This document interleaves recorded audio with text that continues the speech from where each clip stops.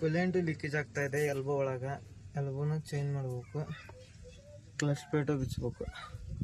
Swift Dzire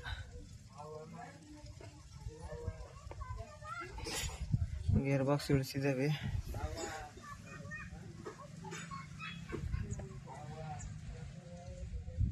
guys clutch plate ಪೂರ್ತಿ ಸುಟ್ಟೋಗಿದೆ. ಅದೇ ಒಂದು ಗ್ರಿಪ್ ಇಲ್ಲ, ಪೂರ್ತಿ ಬರ್ನ್ ಆಗಿದೆ.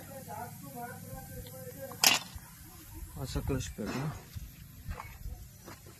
ಇದು ಹೊಸ ಕ್ಲಚ್ ಪ್ಲೇಟ್ ಅದ.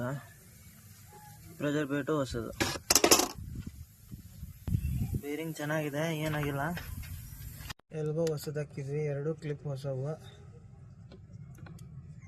ಹೊಸ ಎಲ್ಬೋ. ಈಗ ನೀರು ಲೀಕೇಜ್ ಅಂತೂ ನಿಲ್ತು.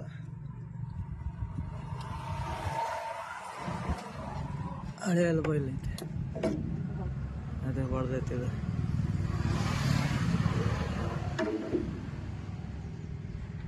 ಗೇರ್ ಬಾಕ್ಸ್ ಎರ್ಸನಿಗೆ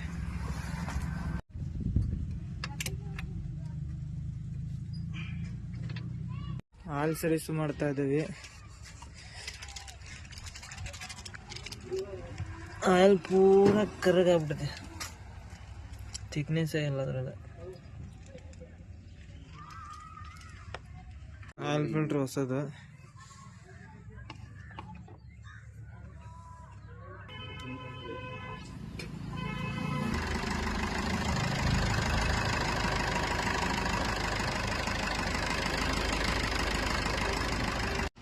ಕಂಪ್ಲೀಟ್ ಆಗಿ ಹೋಗ್ತಾ ಇದೆ ಗಾಡಿ.